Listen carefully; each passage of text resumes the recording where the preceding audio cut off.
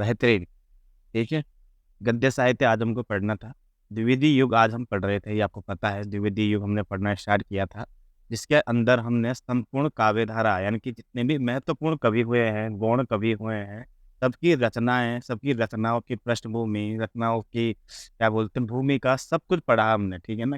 कैसे पढ़ा कि इस कवि की विचारधारा किस प्रकार की है, राष्ट्रीयता का गुण पाया जाता है, समाज के में फैली हुई कुरीतियों को इसने दर्शाया है, ब्रजभाषा भी थोड़ी बहुत लिखी है, कहाँ लिखी है, क्यों लिखी है, ये सब हमने पढ़ा। ठीक है, कौन-कौन से कवि हैं जो द्विवेदी युग के हुए हैं, भाषा किस प्रकार की परिमार्जित है, किस प्रकार का स्थूल काव्य है, आदर्शवाद को लेकर चला है, उपदेशात्मकता की प्रवृत्ति है। तो जो भी महत्वपूर्ण कवि हो सकते थे, उन सबको हमने विस्तार से पढ़ा द्विवेदी युग में। द्विवेदी युग की प्रवृत्तियाँ मैंने आपको बताई है, तो भारतेंदु युग और द्विवेदी युग में अंतर आपको भली-भाँति करना आना ही चाहिए, ठीक है ना? हमेशा मैं ये चीज़ बताता हूँ, अगर आए हो आप तो अवधारणा सीख के जाओ, एक प्रोफ़ेसर, एक प्रकार से टीचर अच्छा बन के जाओ। ये तथ्य तो याद करने के लिए यूट्यूब भरा पड़ा है, इंटरनेट भरा पड़ा है, एक प्रकार से पूरा गूगल भरा पड़ा है, ठीक है ना? तथ्यों के लिए तो एग्ज़ाम वगैरह में अगर रचनाएँ याद करनी है तो बहुत सारी बुक हम पढ़ेंगे गद्य साहित्य। और इस गद्य साहित्य में जितनी भी प्रकार की गद्य रचनाएँ लिखी जाती है, तो द्विवेदी युग की कालखंड में लिखी गई है, उसको हम पढ़ेंगे। और नगेंद्र वाली पुस्तक की ख़ासियत ये है कि इससे पहले वाले कवियों ने, यानी कि भारतेंदु युग के कवियों ने, जो द्विवेदी युग तक ज़िंदा रहे हैं, उनको भी हम क्या बोलते हैं, उन रचनाओं को भी शामिल करेंगे। क्योंकि एक बात बताइए मुझे, कोई भी कालखंड जब लिखा जाता है, तो उस समय उसकी एक अलग प्रवृत्ति होती है, ठीक है ना? उसके पीछे उसका सामाजिक वातावरण भिन्न होता है, ठीक है ना? और ऐसा भी नहीं है कि कोई भी कवि जब लिखता है तो वो एक ही जैसी रचनाएँ लिखता है हमेशा ज़िंदगी भर ही। अगर वो आधुनिक काल का लेखक है तो उसकी काव्य में विविधता समय-समय पर आती रही है, क्योंकि हमारे भारतवर्ष ने जो है समय-समय पर विभिन्न प्रकार के आंदोलन और विभिन्न प्रकार की जो है समस्याएँ देखी है, विभिन्न प्रकार के परिवर्तन हमने देखे हैं। गद्य विधाएँ देखते हैं अपन, गद्य साहित्य, ठीक है ना? द्विवेदी युग में रचित गद्य साहित्य के मूल में कार्य करने वाले सांस्कृतिक चेतना का महत्व कई दृष्टि से मान्य है भाई, ठीक है ना? देखो क्या कहा उसने, गद्य साहित्य के मूल में सांस्कृतिक चेतना है ना? इस समय विदेशी शासन के प्रति जनता के असंतोष में निरंतर वृद्धि हुई और हमारी राष्ट्र चेतना फिर से क्रमशः बढ़ती ही गई। एक निश्चित लक्ष्य पूर्ण स्वतंत्रता की प्राप्ति सिद्धि के संकल्प में परिणत हो गई, जिसकी अभिव्यक्ति इस युग के साहित्य में प्रत्यक्ष रूप से और अप्रत्यक्ष रूप से कैसे भी करके दिखाई देता ही था हमको। राजनीतिक चेतना के साथ ही इस अवधि में भारत की आर्थिक चेतना भी विकसित हुई है। 1906 में कांग्रेस ने भारतीय जनता के आर्थिक हितों को दृष्टि में रखकर शासन का खर्च घटाने, विशेष अस्त्र, सेना पर व्यय की जाने वाली राशि को घटाने, करों में कमी करने, सिंचाई का उचित प्रबंध करने, सॉरी, कृषि बैंकों की स्थापना करने, प्राचीन उद्योगों को पुनः जीवित कर नए उद्योगों को स्थापित करने और गल्ले को निर्यात पर रोक लगाने का सुझाव दिया है। विदेशी वस्तुओं का बहिष्कार और सामाजिक धार्मिक चेतना के विकास की दृष्टि से भी आलोच्य काल का महत्व कम नहीं है। जहां 1892 में ईसाई धर्म उपदेशकों के साथ साथ लोकमान्य तिलक, न्यायमूर्ति गोविंद देव रानाडे के साथ कि मात्र चाय पी लेने पर समाज में तहलका मच गया था और इन नेताओं के गोमूत्र के प्राशन से प्रायश्चित करना पड़ा था। वहाँ 1918 में महात्मा गांधी ने एक अछूत कन्या को अपने आश्रम में रखकर अपने पुत्री की तरह उसका पालन पोषण किया। सभी जातियों के लोगों को एक साथ ही एक पंक्ति में बैठाकर भोजन कराने की व्यवस्था और अंतर्जातीय विवाह को प्रोत्साहित किया जाने लगा। यदि आलोच्य काल में आर्य समाज और सनातन धर्म दोनों का द्वंद्व चलता रहा, किंतु ये निर्विवाद है कि धार्मिक सामाजिक क्षेत्र में क्रमशः उदारता और सहिष्णुता की भावनाएं फैलती जा रही थी। यह राजनीतिक जागरूकता, आर्थिक समझदारी, सामाजिक उदारता और राष्ट्र प्रेम मुख्यतः शिक्षित मध्य वर्ग की जनता के जागरण का परिणाम था। समाज को सभी क्षेत्रों में नेतृत्व प्रदान करने वाला यही वर्ग था। साहित्य रचना भी इसी शिक्षित मध्य वर्गीय समाज के द्वारा की जा रही थी। यह वर्ग सर्वाधिक संवेदनशील था और साहित्यकार के मन पर राष्ट्र की प्रत्येक महत्वपूर्ण घटना का प्रभाव पड़ता था और वो उनकी रचनाओं में प्रतिबिंबित होता जा रहा है। यही कारण है कि आलोच्य काल के गद्य साहित्य की प्रत्येक विधा में अंतर्निहित चेतना एक ही है और व्यापक राष्ट्रीय जागरण सुधार की भावना से संबंध है।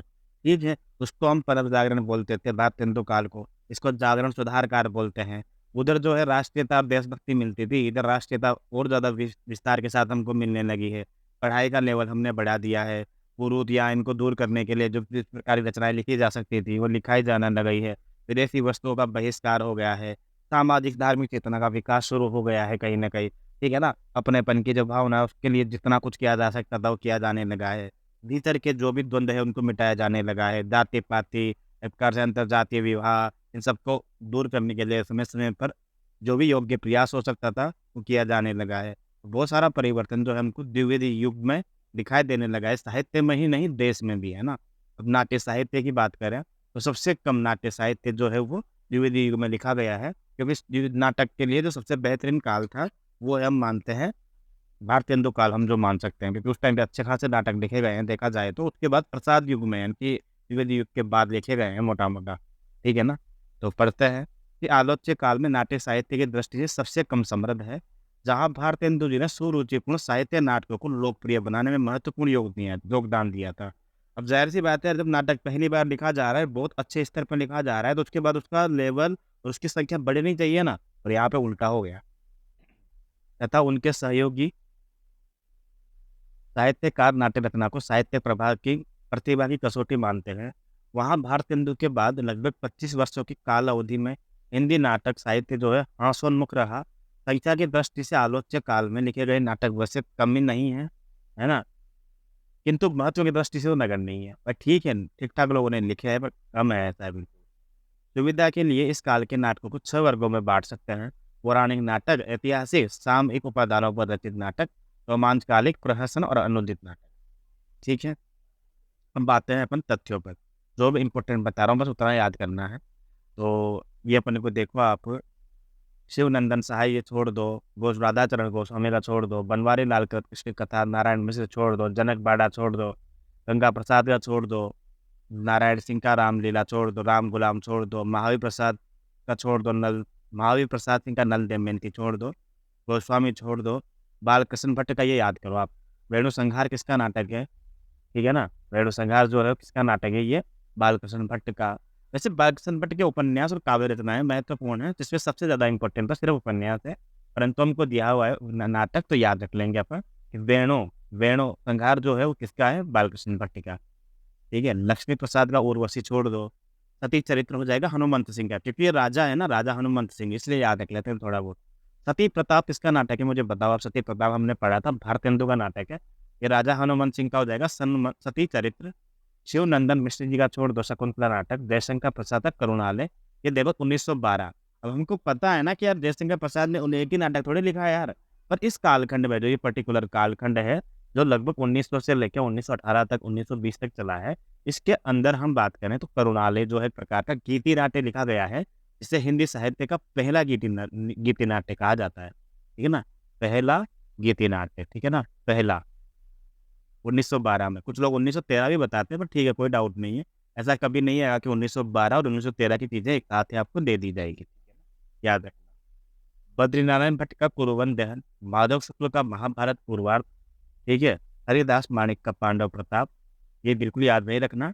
अभी तक मैंने आपको सिर्फ 2 नाटक इम्पोर्टेंट बताए हैं, बालकृष्ण भट्ट का वेणु संहार, करुणालय प्रसाद जी का, और माखनलाल चतुर्वेदी का कृष्ण अर्जुन युद्ध। ये वेरी वेरी इंपॉर्टेंट है। इन्होंने शायद ये एक ही नाटक लिखा है 1918 में।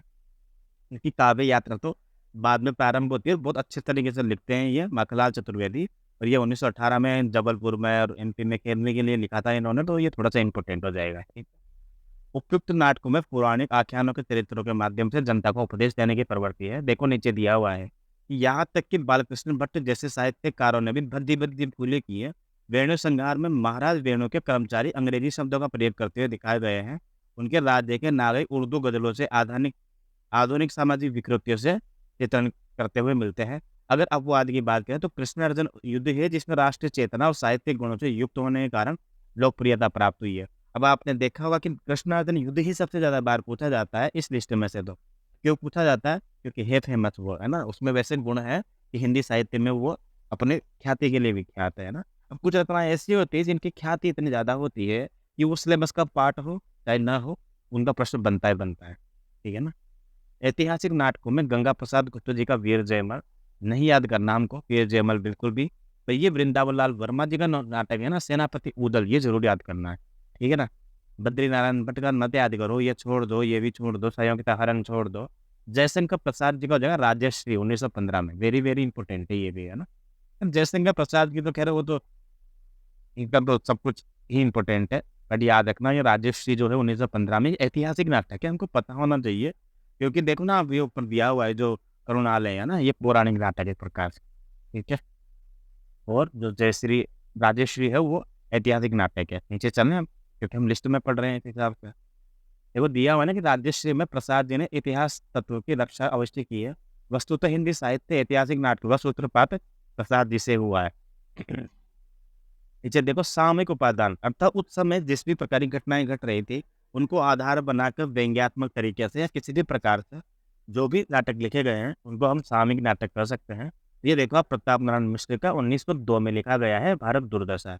ये वेरी वेरी इंपॉर्टेंट है, क्योंकि भारत दुर्दशा जो भारतेंदु जी ने लिखा है वो लिखा है 1880 में, ठीक है ना? 1880 में लिखा है, और 1880 में लिखा है ना 1882 में लिखा है? बताओ मुझे कमेंट करके एक बार, है ना? मैं वो मैसेज वगैरह देख लेता हूँ आपके।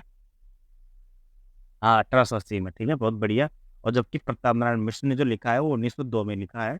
यूजीसी नेट पर प्रश्न आया था एक बार कि जो ये नाटक है ना अपना, क्या नाम है इसका, भारत दुर्दशा, वो प्रताप नारायण मिश्र ने लिखा है क्या? 19 संवत में समय दे रखा है, संवत में।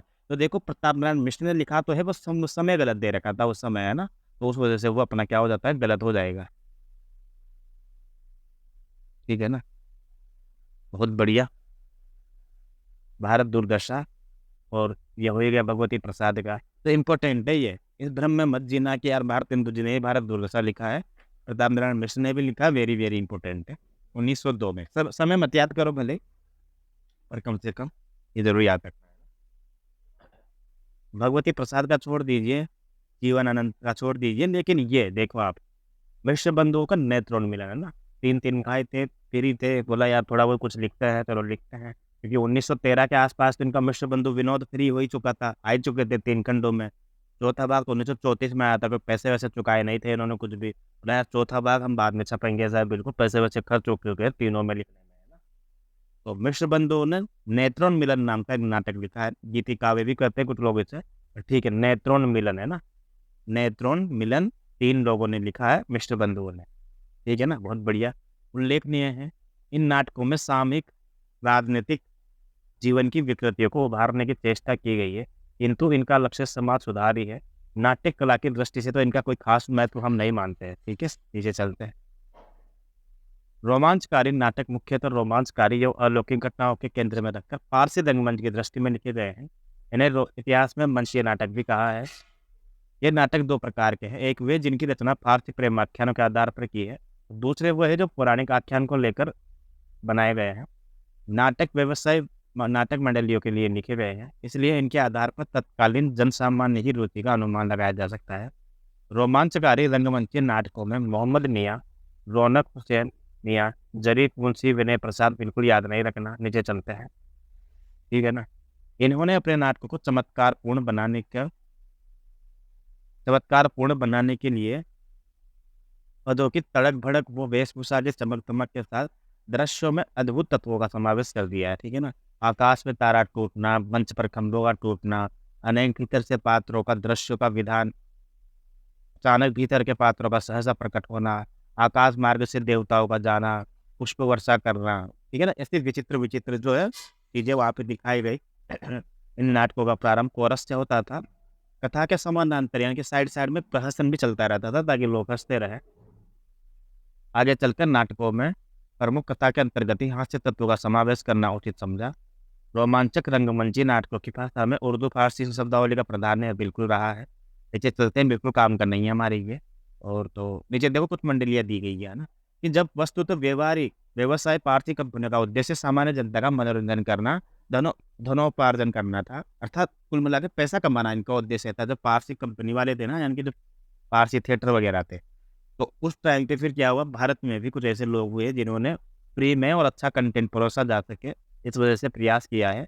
उस सूची में हम नाम लेते हैं, श्री रामलीला नाटक मंडली प्रयाग में है, काशी नागरी नाटक मंडली है, ठीक है, भारतेंदु नाटक मंडली भी है, हिंदी नाट्य परिषद कलकत्ता है।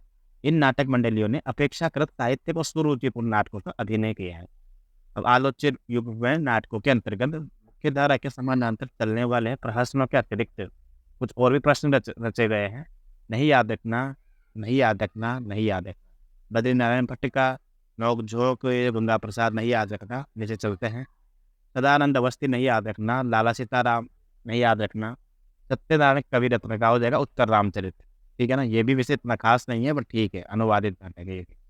नीचे चलते हैं, बिल्कुल छोड़ दो आप इनको, छोड़ दो ये जो लिखा हुआ है नीचे, जो भी अवधारणा वगैरह, ये सब मिलाकर आलोच्य युग का नाट्य साहित्य तत्कालीन हिंदी साहित्यिक गौरव के अनुकूल नहीं है। भाई इतना पढ़ लिया, नहीं है। भारतेंदु प्रसाद के बीच में ऐसा कोई नाटककार नहीं है जिसने नाट्य प्रतिभा सच में हो। ठीक है ना, एकमात्र अपवाद है बद्रीनाथ भट्ट। ठीक है, पर ये भी इम्पोर्टेंट नहीं है। उसके बाद देखो आप,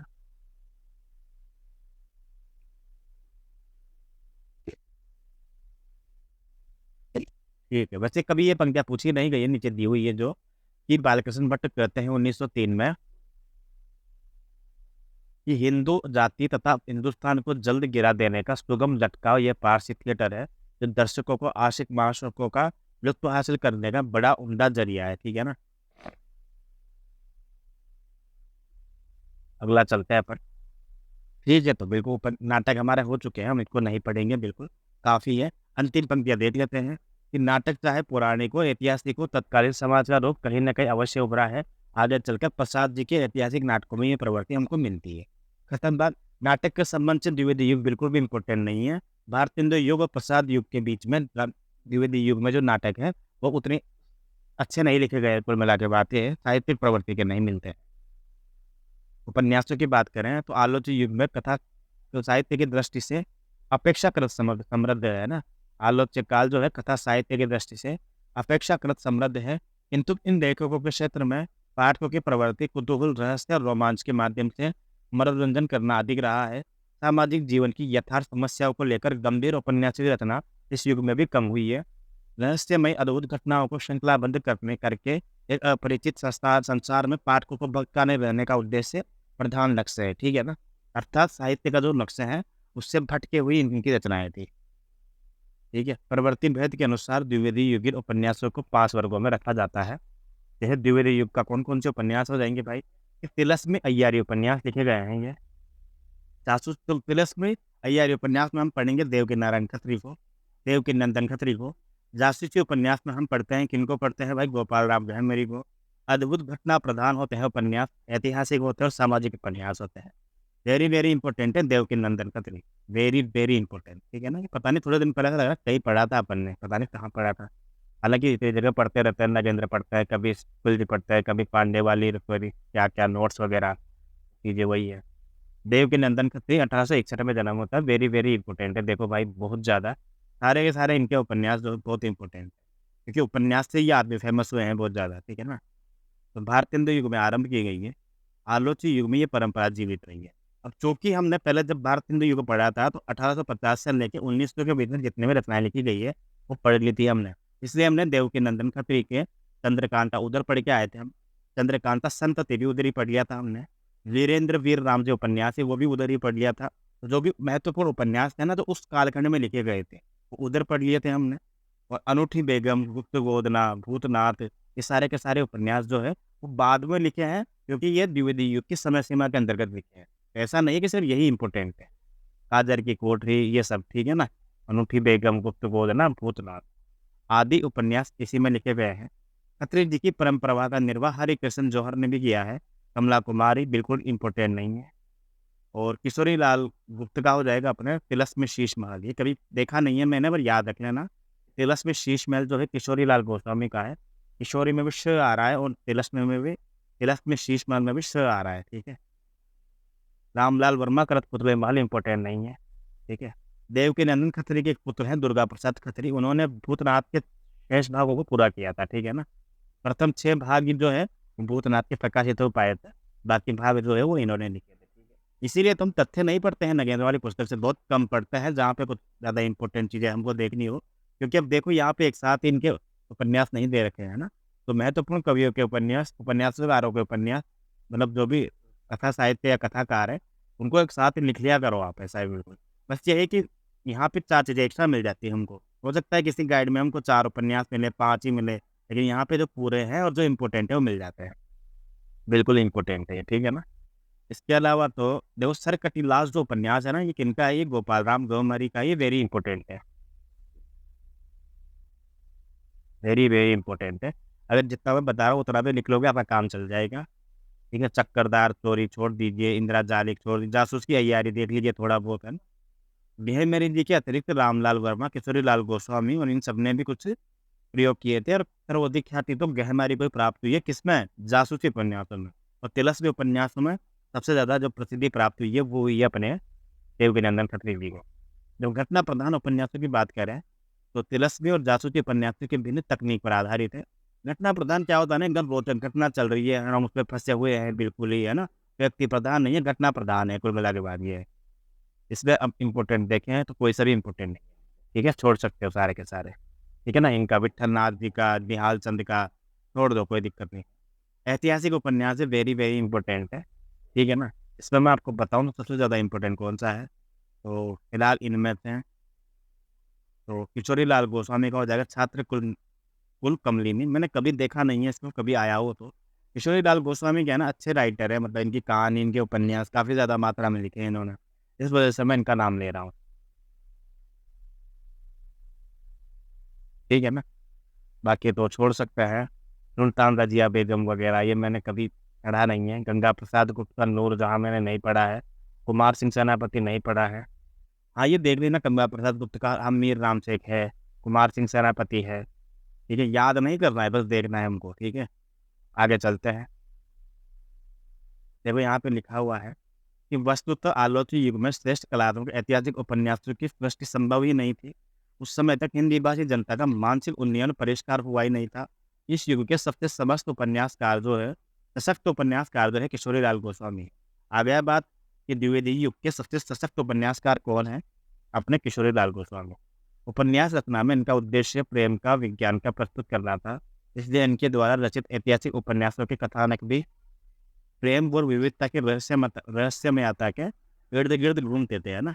इनके ऐतिहासिक उपन्यासों में इतिहास सम्मत सामाजिक, राजनीतिक और सांस्कृतिक स्थितियों का चित्रण नहीं हुआ है। अब कोई भी व्यक्ति अगर इंटरव्यू की तैयारी कर रहा है, उसको 4-4 लाइनें किसी भी महत्वपूर्ण कवि के बारे में पढ़ना है, तो नगेंद्र एक बेस्ट बुक है या नहीं है, बताओ आप? अब मान लो किशोरीलाल गोस्वामी के बारे में चर्चा चल भी जाए और ये 4 पंक्तियाँ भी अगर हमने बता दी, सामने वाले को बस उतना ही सुनना है।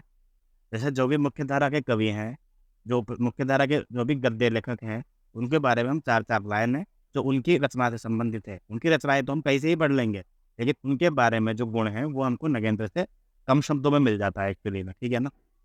अब द्विवेदी युग में कुछ सामाजिक उपन्यासकार भी हुए हैं, जैसे लज्जाराम शर्मा, किशोरीलाल गोस्वामी, अयोध्या सिंह उपाध्याय, ठीक है? अब देखो यहाँ इम्पोर्टेंट है, वेरी वेरी इम्पोर्टेंट है। अब ये पेज इम्पोर्टेंट है, मैं गारंटी दे रहा हूँ यहाँ से, कि ये देखो लज्जाराम शर्मा का आदर्श दंपत्ति।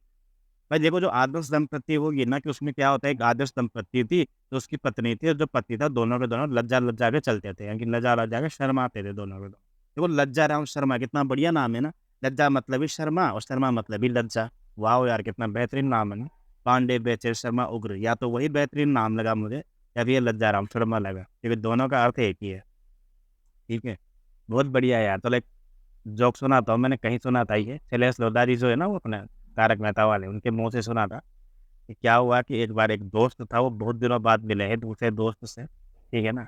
पहला दोस्त बोलता है, बोला यार काफ़ी दिन हो गया, तो मिला ही नहीं, घर-वर आना है ऐसा है बिल्कुल, है ना? तो वो दूसरा दोस्त सीरियस ले लेता है इस बात को और वो चला जाता है। तो वो अपने साथ क्या करता है, अपने चाचा, ताऊ, ठीक है ना? बहन, भाई इन सबके बच्चों को भी ले जाता है और सब इकट्ठा कर देते हैं वहाँ पे ऐसा है बिल्कुल।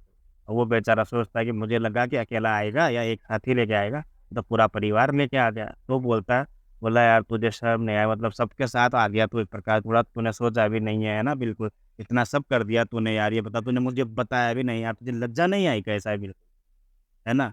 तो वो बोलता है कि लज्जा भी आती है, पर लज्जा क्या है, एग्जाम है कल, तो वो घर पे रह गई, पढ़ाई कर रही है। ऐसा भी कभी-कभी होता है। लज्जाराम शर्मा जो है, वो आदर्श दंपति नाम से एक उपन्यास लिखा है, वेरी इंपॉर्टेंट है, 1000 बार पूछा गया है। इसके अलावा आदर्श हिंदू, इन दोनों में कन्फ्यूज़ मत हो जाना कि आदर्श हिंदू किसने लिखा है ना? और आदर्श दंपति, ठीक है? किसने लिखा है, ये एक ही आदमी ने लिखा है, लज्जाराम शर्मा ने, 1904 में, 1914 में। उपन्यासों का विशेष महत्व है, बिगड़ेगा सुधार तथा सती सुखदेवी, ये उतना खास इम्पोर्टेंट नहीं है, पर ठीक है। आदर्श दंपति और आदर्श हिंदू इम्पोर्टेंट। किशोरीलाल गोस्वामी का लीलावती मैंने पहले भी बताया है, और एक आदर्श देखो आप, आदर्श सती है ना? क्योंकि मैं एक लवंग लता उपन्यास बता के आया हूँ, लवंग लता है ना? ये किशोरीलाल गोस्वामी का है, लवंग लता, किशोरीलाल गोस्वामी का है, वेरी इंपॉर्टेंट है। लीलावती, ल से लवंगवता, ल से लीलावती, ये भी किसका है? किशोरीलाल गोस्वामी का है, वेरी इंपॉर्टेंट। आदर्श सती के नाम से हैं ये, इसलिए आदर्श हिंदू, आदर्श दंपति और आदर्श सती में कन्फ्यूज मत हो जाना। नीचे चलते हैं, चपला छोड़ दीजिए, पुनर्जन्म छोड़ दीजिए। हाँ, ये पुनर्जन्म सोत या डाहा कहीं देखा हुआ है मैंने कि पुनर्जन्म या सोत या डाहा जो है उपन्यास इसका है ये, क्योंकि सबसे ज़्यादा उपन्यास लिखे हैं किशोरीलाल गोस्वामी ने। ठीक है, इसके बाद चलते हैं अंगूठी का नगीना। उपन्यासों की विशेष ख्याति प्राप्त हुई है, ठीक है, इनको। और अयोध्या सिंह उपाध्याय की बात करें तो अधकिला फूल और ठेठ हिंदी का ठाठ, ये देखो दिया हुआ है ना, दोनों ही इंपॉर्टेंट है, दो ही उपन्यास है इनके। 1907 में तो अधकिला फूल और 1899 में, ठीक है ना, ठेठ हिंदी का ठाठ। तो ये एक बार तो यूँ आया था यूजीसी नेट में, तो कहीं एग्जाम में देखा गया, तो DSSS हो, चाहे यूपीटीईटी हो, चाहे और भी स्टेट के हो, कोई सा भी एग्जाम हो, बहुत बार पूछा गया है। सबसे ज़्यादा बार पूछे जाने वाले प्रश्नों में है ये भी कि अधखिला फूल और ठेठ हिंदी का ठाठ किसकी रचना है, पहला प्रश्न ये आता है। और यूजीसी नेट में तो ये आया था कि ठेठ हिंदी का ठाठ जो है किस विधा की रचना है, ये उपन्यास है दोनों के दोनों, ठीक है ना। अयोध्या सिंह उपाध्याय हरिओर, ये वही है जिन्होंने खड़ी बोली हिंदी का पहला महाकाव्य लिखा था। इनकी अपेक्षाकृत प्रसिद्ध रचना है, किंतु इसमें कथा विन्यास की अपेक्षा भाषा के विशिष्ट प्रयोग पर ही लेखक की दृष्टि रही है। ब्रजनंदन साहिब की रचनाएं हमको नहीं पढ़नी है, नीचे चलते हैं। हिंदी कहानी का जन्म, ठीक है ना, 499 के बाद हो जाएगा अपना। अच्छा, सिर्फ 500 नंबर का पेज छूटा हुआ है यार, इससे पता नहीं फोटो क्यों नहीं की, तब 500 पेज।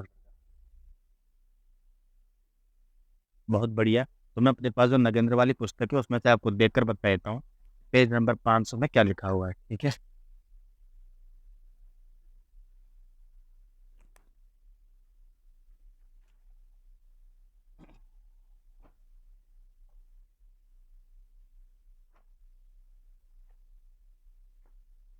Page number 500।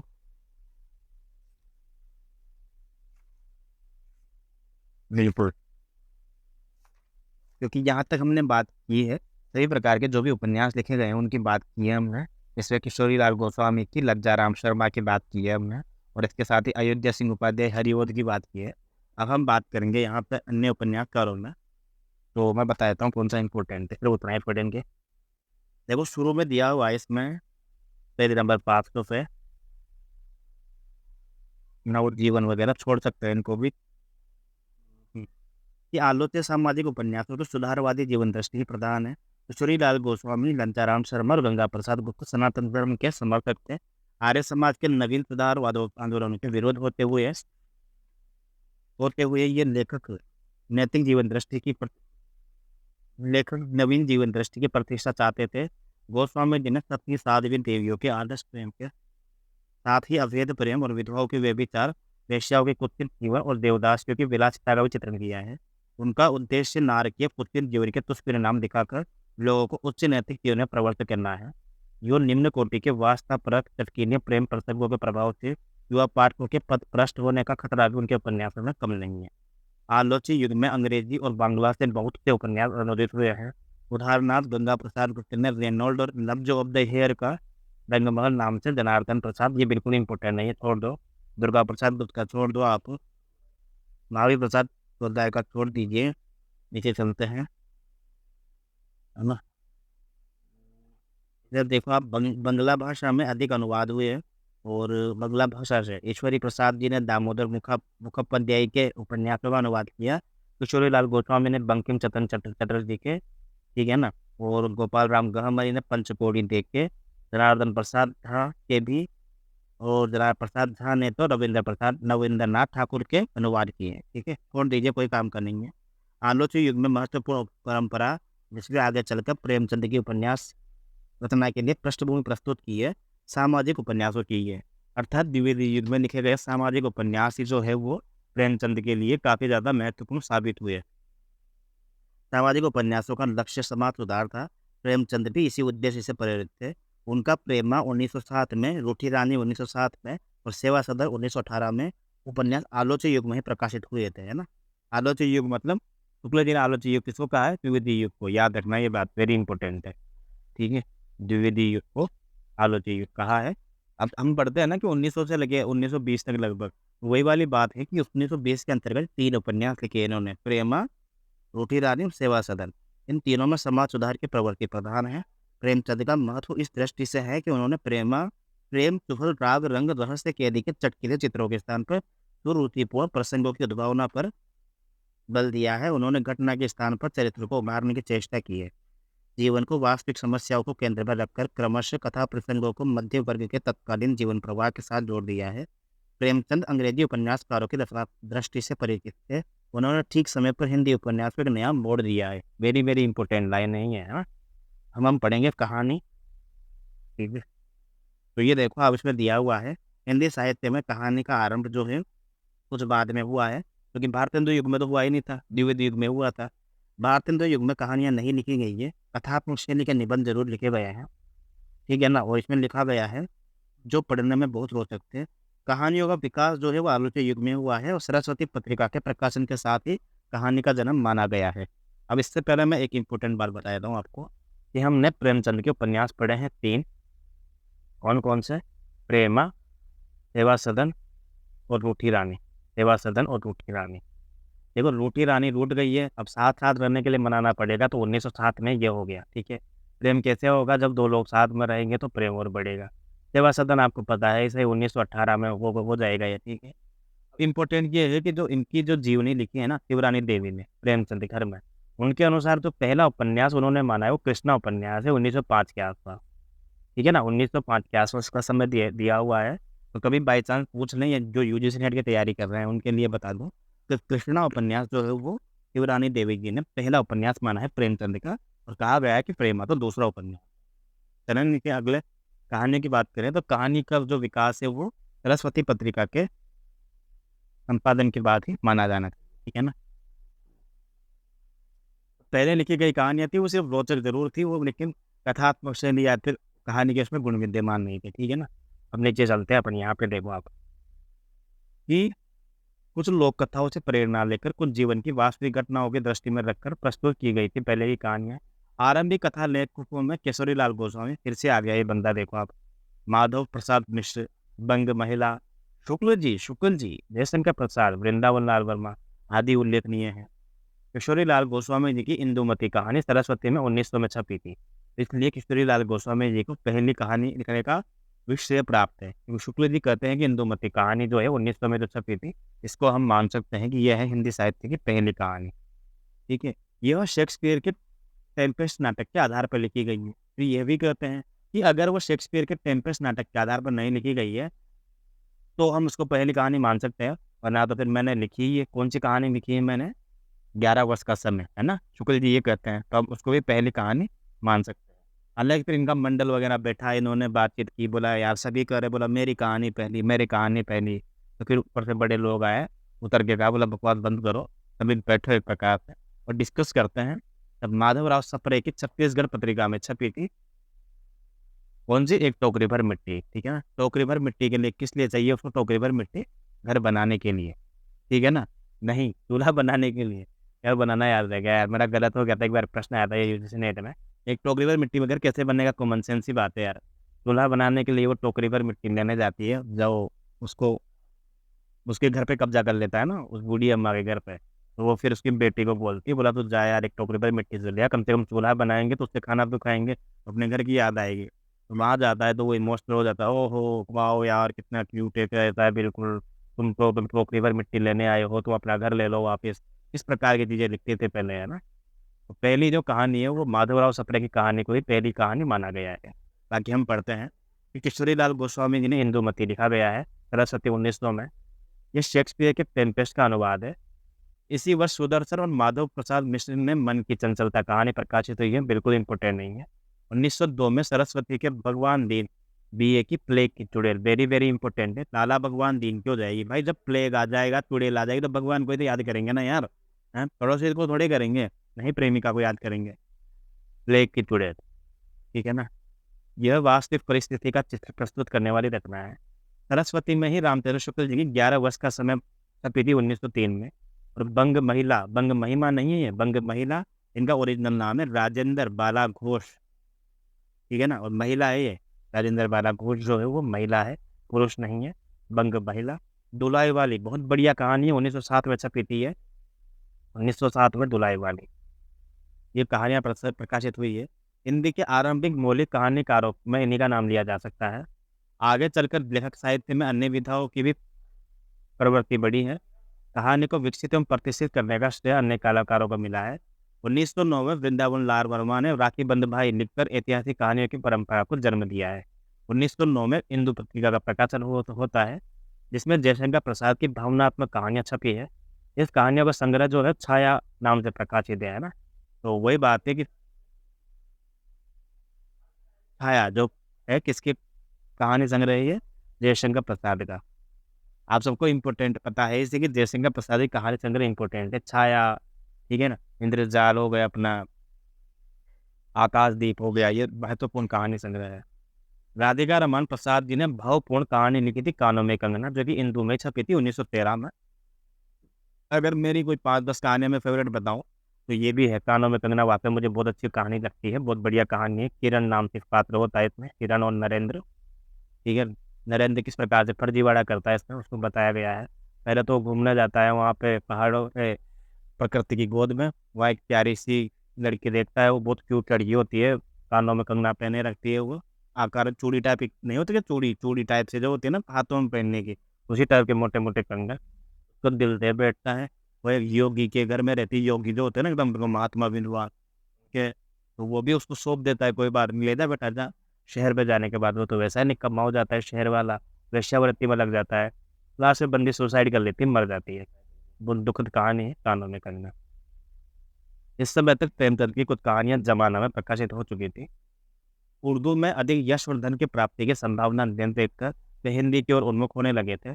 सरस्वती में प्रकाशित उनकी कुछ कहानियां नीचे दी गई है। स्वौत 1915 में, पंच परमेश्वर 16 में, सज्जनता का दंड, ईश्वरीय न्याय और दुर्गा का मंदिर 1917 में। ठीक है, ये याद हो जाएगी आपको, क्योंकि हम ये इसको इतनी बार पढ़ लेते हैं ना, 5-10 साल जब तक तैयारी करते हैं या जब से आप BA MA करते हो तो ऑटोमेटिक याद हो जाती है, ठीक है ना। चंद्रधर शर्मा गुलेरी 1883 में जन्म होता है इनका। प्रसिद्ध कहानी है, उसने कहा था 1915 में, ये तो टॉप 3 में है ये कहानी, जो मेरी पसंदीदा कहानी है उसमें टॉप 3 में ही है, ठीक है ना। टॉप 10 में कानों में कंगना थी, और उसने कहा था बिल्कुल ये टॉप 3 में है। बहुत बढ़िया कहानी है 1915 में। अब कुछ लोग कहते हैं बोला ऐसी कोई पहले कहानी मान लेते हैं ना, नहीं यार, अभी काफ़ी ज़्यादा टाइम निकल गया, 15 साल हो गए, तो 15 साल में तो हो सकता है किसी की कहानी को तुमको पहली कहानी का दर्जा देना पड़ेगा। वो बात अलग है कि पहली श्रेष्ठ कहानी अगर हम कहें तो हम मान सकते हैं कि यार उसने कहा था जैसी कहानी नहीं लिखी जा सकती, अपने समय से 100 साल आगे की कहानी है ये, ठीक है ना। पहले महायुद्ध की पृष्ठभूमि को लेकर लिखी गई ये कहानी थी। रचना शिल्प की दृष्टि से अपने समय से बहुत आगे की रचना है। आधुनिक हिंदी कहानी का आरंभ यहीं से मान्य होना चाहिए। में निहित त्याग प्रेम का आदर्श भारतीय संस्कृति का उदात्तता के अनुकूल है। 1915 से लेकर 17 तक के बीच में सरस्वती में ज्वाला दत्त शर्मा की मिलन, विश्वम्भरनाथ शर्मा कौशिक की रक्षा बंधन। तो याद रखना यार, राखी बंद भाई जो है वो किसकी है, राखी बंद भाई जो है वो किसकी है बताओ, ऊपर पढ़ा था ना अपन ने, वृंदावन लाल वर्मा का है ना। राखी बंद भाई जो है वो वृंदावन लाल वर्मा की रचना है, वृंदावन लाल वर्मा। जबकि अपने कौन हो गई ये विश्वम्भर नाथ शर्मा कौशिक, इनकी रचना हो जाएगी रक्षाबंधन, ठीक है ना। तो भाई विश्व को आजकल किसकी आवश्यकता है, रक्षा की आवश्यकता है ना। तो ये कहते हैं याद करोगे, विश्वम्भर नाथ शर्मा कौशिक की जो है रक्षाबंधन हो जाएगी। जबकि वृंदावन लाल वर्मा जो है उनकी हो जाएगी राखी बंद भाई। कि वृंदा का एक भाई है कौन, राखी बंद भाई, तो राखी भेजी है वृंदा ने, ठीक है ना। वृंदा वनलाल वर्मा, राखी बंद भाई, और रक्षाबंधन विश्वम्भर नाथ। रक्षा की आवश्यकता है विश्व को। पदम लाल पुन्नालाल बख्शी की झलमला बिल्कुल इम्पोर्टेंट नहीं है। आदि बहुचर्चित कहानियां प्रकाशित हुई है। और सन 1918 में काशी की हिंदी गल्पमाला नामक मासिक पत्रिका का प्रारंभ भी हो गया, ठीक है ना। 1918 से हिंदी गल्पमाला, इसमें जयशंकर प्रसाद की कहानियां नियमित रूप से छपती रही थी। इस पत्र में गंगा प्रसाद श्रीवास्तव, इलाचंद्र जोशी कुछ आरंभिक कहानियां भी छपी थी, ठीक है ना। उपयुक्त विवेचन से प्रकट होता है कि सन 1900 से लेकर लगभग हिंदी कहानी का जन्म होता है, और 1912 से लेकर 18 के बीच में पूर्णतः प्रतिष्ठित हो चुका है। साहित्य में उनकी स्वतंत्र सत्ता तभी मान्य हुई है जब उनका मौलिक रूप निखरा है। किसी भी साहित्य विधा के उद्भव और विकास के लिए ये समय बहुत कम है, किंतु भारतीय मानस के प्राचीन लघु कथाओं का संस्कार शेष था। पाश्चात्य कहानी कला से परिचित होते ही वह संस्कार जाग उठा। हिंदी में कलापूर्ण कहानी की सृष्टि आरंभ हो गई। इस क्षेत्र में प्रेमचंद और प्रसाद ने दो भिन्न प्रवृत्तियों का प्रतिनिधित्व किया। प्रेमचंद जीवन की वास्तविक घटनाओं और समस्याओं को लेकर आदर्श की प्रतिष्ठा करते थे, जबकि मनुष्य के भीतर के भाव द्वंद्व को व्यक्त करने में जयसेन का प्रसाद लीन थे। प्रेमचंद मुख्यतः वर्तमान में सुख दुख, हार जीत और न्याय अन्याय की कहानी लिखते थे, जबकि प्रसाद जी जो है वो क्या लिखा हुआ है यहाँ पे, अतीत और कल्पना के सहारे, अतीत में कल्पना के सहारे रम रहे थे। प्रेमचंद उर्दू से हिंदी में आए थे। उनकी भाषा बोलचाल की मुहावरेदार दोस्तों सजीव भाषा थी। इसके विपरीत काव्यमयी जो भाषा थी वो थी प्रसाद की, तथा तत्सम प्रधान भाषा थी। इन दोनों ने तत्कालीन लेखकों को पर्याप्त प्रभावित किया है। आगे चलकर प्रसाद काव्य और नाटक क्षेत्र में रम गए और कहानी के क्षेत्र में प्रेमचंद का स्थान अन्यतम रहा है ना। कालांतर में हिंदी कहानी में विकसित होने वाली सभी प्रवृत्तियों का उद्भव यहीं से होता है। व्यक्ति को केंद्र रखकर लिखी जाने वाली कहानियों का उद्भव जो है प्रसाद और समाज के व्यापक हितों को दृष्टि में रखकर लिखी जाने वाली कहानियों का विकास प्रेमचंद से स्वीकार किया जाना चाहिए। वेरी इंपॉर्टेंट है, देखो आप ऐसा कि व्यक्ति को केंद्र में रखकर लिखी जाने वाली जो कहानियां है ना वो तो प्रसाद जी ने शुरू की है लिखना, परंतु समाज को केंद्र में रखकर लिखी जाने वाली कहानियां प्रेमचंद जी से स्वीकार की जानी चाहिए। ये नीचे बिल्कुल भी इंपॉर्टेंट नहीं है। निबंध हम पढ़ेंगे थोड़े बहुत जो भी इंपॉर्टेंट होंगे। तो देखो निबंध में है ना किसका क्या नाम लिया जाएगा, ये वेरी वेरी इंपॉर्टेंट है यार, प्रश्न पूछा गया है पहले, ये बहुत बार एग्जाम में देखा है मैंने कि द्विवेदी युग के निम्नलिखित में से कौन सा निबंधकार नहीं है। वो बात अलग है कि उसमें ऑप्शन में जब हजारी प्रसाद द्विवेदी देखते हैं तो खुश हो जाते हैं कि वाह वेरी गुड, क्योंकि तो ललित निबंधकार है, सही हो जाता है हमारा। ऑप्शन में विद्यानिवास में से देखते हैं तो खुश हो जाते हैं, कुबेरलाल राय देखते हैं, विवेक की राय देखते हैं, खुश हो जाते हैं। हमको याद होना चाहिए कि गोविंद नारायण मिश्र, महावीर प्रसाद द्विवेदी, बाल मुकुंद गुप्त, माधव प्रसाद मिश्र, सुखदेव बिहारी मिश्र, श्याम बिहारी मिश्र, सरदार पूर्ण सिंह, चंद्रदास शर्मा गुलेरी, जगन्नाथ प्रसाद चतुर्वेदी, श्याम सुंदर दास, पदम सिंह शर्मा, शुक्ल जी और कृष्ण बिहारी मिश्र, ये सारे के सारे जो है द्विवेदी युग के। अब महावीर प्रसाद द्विवेदी की रचना यहाँ पे लिखने को देखने को मिलेगी हमको। कैसे मिलेगी कि महावीर प्रसाद द्विवेदी बहुसंख्यक निबंध, परिचयात्मक और आलोचनात्मक टिप्पणियों के रूप में है। उसमें आत्मविव्यंजना तत्व नगण्य है। कहीं कहीं पर तो आक्रोश या क्षोभ में आकर जब उन्होंने अनुचित कार्यों का प्रतिकार करना चाहा, तब व्यंग्य रूप में उनकी आंतरिक भावना प्रकट हो सकी है। उनकी न्याय निष्ठा आत्मा की झलक मिल जाती है। म्यूनसिपालिटी के कारनामे किसका निबंध है भाई, वेरी वेरी इंपॉर्टेंट, ठीक है ना, पिताजी के छोटे भाई का। हालांकि ये तो जन्म में बड़े 1864 में जन्म होता है इनका, महावीर प्रसाद द्विवेदी का, शुक्ल जी का 84 में, ठीक है। तो पिताजी का भाई ठीक है, पिताजी का छोटा भाई नहीं कहेंगे। तो महावीर प्रसाद द्विवेदी का म्यूनसिपालिटी के कारनामे निबंध में उनकी व्यंग्य शैली देखने को मिलती है। आत्मनिवेदन वेरी इंपॉर्टेंट है, प्रभात वेरी इंपॉर्टेंट है, सुधा पधारे जनकस्य दंड वेरी इंपॉर्टेंट है। ये व्यक्ति व्यंजना के तत्व मिलते हैं इसमें, ठीक है ना। आत्मनिवेदन किसका निबंध है, ये आत्मनिवेदन है भैया अपने महावीर प्रसाद द्विवेदी का। जबकि आत्मनेपद ये हम पढ़ते हैं फेमस निबंधकार और साहित्यकार पूरा फेमस है वो तो अज्ञेय का आत्मनेपद, ठीक है ना। आत्मनिवेदन हो गया अपने महावीर प्रसाद द्विवेदी का। गोविंद नारायण मिश्र ने भी अपने पांडित्यपूर्ण, इनका नहीं इंपॉर्टेंट है, छोड़ो। बाल मुकुंद गुप्त का इंपॉर्टेंट इसलिए है, ठीक है ना। बाल मुकुंद गुप्त का प्रश्न आया था एक बार यूजीसी नेट में, तो भारत हिंदू युग का ही कवि माना गया है। वो बात सॉरी द्विवेदी युग का ही कवि माना गया है इनको। पर ये है कि भारत हिंदू युग का जो सच्चा समर्थ कवि है ना, भारत हिंदू युग में जो प्रवर्ती है, क्या कवि है उनकी, व्यंग्य प्रधान है, समाज सुधार है, अंग्रेजों का प्रकार से टांग खींचना, ये सब चीजें मिलती है ना। तो ये बाल मुकुंद गुप्त ने सच्चे प्रकार से देश हित में समाज हित में रचनाएं लिखी है। तो वो है बाल मुकुंद गुप्त जो है वो सच्चा एक प्रकार से कहा जाता है उनको, ठीक है, सच्चा समर्थक कवि कहा जाता है भारत हिंदू युग का। हालांकि उनको काउंट हम द्विवेदी युग में करेंगे। शिव शंभू का चिट्ठा नाम से उन्होंने 8 चिट्ठे लिखे थे, तो 1904-5 में छपे थे। वो बात अलग है कि बाद में उन्हें जो 7 तक छपते आए हैं वो, फिर उसमें लॉर्ड मिंटो को भी लिखा उन्होंने, शाइस्ता खान के नाम से पत्र लिखे, फूलर के नाम से भी लिखे उन्होंने। पर मेन जो शिव शंभू का चिट्ठा है वो बाल मुकुंद गुप्त ने शिव शंभू शर्मा के नाम से लिखा है। और ये शिव शंभू शर्मा जो है वो एक प्रकार से कल्पित पात्र है। भारत मित्र जो है वो कलकत्ता से निकलती है पत्रिका, इसमें प्रकाशित हुए थे, ठीक है ना। और लॉर्ड कर्जन से संबंधित है ये, लॉर्ड कर्जन की कुरूतियों से संबंधित, बहुत बेकार आदमी था लॉर्ड कर्जन। लेखक ने कर्जन के भारत विरोधी कारनामों पर ओजपूर्ण, तीखी और व्यंग्यात्मक शैली में प्रहार किया है। इन चिट्ठों के अतिरिक्त इन्होंने तत्कालीन समाज, साहित्य, राजनीतिक और भाषा संबंधित राष्ट्रीय महत्व के अनेक प्रश्नों पर भी प्रवाहपूर्ण चुष्ट चुटीली सजीव व्यवहारिक सर्वजनग्राह्य है, ठीक है ना। और इम्पोर्टेंट नहीं है बाकी। माधव प्रसाद मिश्र का सुदर्शन बिल्कुल इम्पोर्टेंट नहीं है वैसे, खास करके। नीचे चलते हैं। पुष्पांजलि नाम से है ना, नीचे दिया हुआ है कि पुष्पांजलि नाम से जो है किसका हो जाएगा ये, माधव प्रसाद सिंह मिश्र का, ठीक है। सरदार पूर्ण सिंह वेरी वेरी इंपॉर्टेंट है, क्योंकि इन्होंने 6 निबंध लिखे हैं टोटल, ठीक है ना। आचरण की सभ्यता, सच्ची वीरता, मजदूरी और प्रेम, पवित्रता, कन्यादान, और एक क्या बोलते हैं अमेरिका का मस्त कवि वॉरेन हेस्टिंग नाम से, इस टाइप से है। और नहीं, जॉर्ज व्हाइट हीटमैन नाम से, अमेरिका का मस्त कवि व्हाइट हीटमैन नाम से है। 6 इनके बहुत ही फेमस निबंध है, वेरी वेरी इंपॉर्टेंट है। इनका निबंध अगर नहीं पूछा जाए ना तो एग्जाम अधूरा है, ये मान के चलना आप। वेरी वेरी इंपॉर्टेंट है, याद होना ही चाहिए, किसी का याद करो चाहे मत करो, पर निबंध आचरण की सभ्यता, सच्ची वीरता, मजदूरी और प्रेम, पवित्रता और कन्यादान, ठीक है ना। भाई जब आचरण में आप सभ्य रहोगे ना तभी आप सच्चे वीर कहलाओगे, ठीक है ना। और सच्चे वीर कब कहलाओगे, जब आप मजदूरों से प्रेम करोगे, छोटे छोटे लोगों से प्रेम करोगे, ठीक है ना। तभी आप पूर्ण तरीके से पवित्र हो पाओगे। और जब अगर आप कन्यादान करोगे ना तो वो एक पवित्र माना जाएगा उसके बाद। इनका एक है क्या बोलते हैं, नैनो की गंगा नाम से। तो ये पूछा गया था एक बार यूजीसी नेट में, निम्नलिखित में से कौन सा निबंध जो है वो इनका नहीं है। तो इसमें एक ऑप्शन ये भी था, जो बच्चे 6 पढ़ के गए थे उनको डाउट हो गया कि यार 2 ही दे रखे हैं, 2 में कौन सा चूज करें। तो नैनो की गंगा जो है वो कन्यादान का पूर्व नाम है, नैनो की गंगा। नैनो की गंगा निबंध को कन्यादान भी कहा जाता है और कन्यादान को नैनो की गंगा भी कहा जाता है, ठीक है।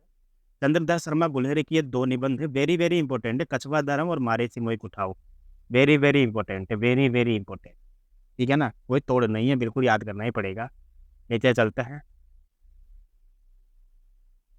शुक्ल जी, शुक्ल जी के प्रारंभिक निबंधों में भाषा संबंधित प्रश्न और कुछ ऐतिहासिक व्यक्तियों के संबंध में विचार व्यक्त किया है।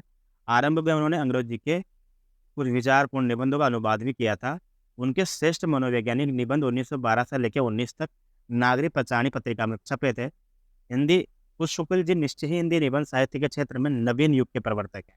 ये लो, हिंदी निबंध साहित्य के क्षेत्र में नवीन युग के प्रवर्तक कौन है भाई, शुक्ल जी, शुक्ल जी, ठीक है ना। गंभीर विचार सूत्रों को आदि से अंत तक अटूट रखकर उन्होंने व्यक्ति व्यंजनों के लिए अवसर निकाल दिया है। सामान्यतः व्यक्ति व्यंजन निबंधों में वर्ण विषय प्रतिपाद्य विषय की उपेक्षा हो जाती है, किंतु शुक्ल जी के निबंधों का ऐसा नहीं हुआ है, ठीक है ना। नीचे दिया हुआ है कि उन्होंने प्रतिपाद्य विषय के संबंध से आनुषंगिक विषयों की चर्चा करके विचारों के कसाव को थोड़ा हल्का कर दिया है और उनका व्यक्तित्व झलका दिया है। भय क्रोध ईर्ष्या, ठीक है ना,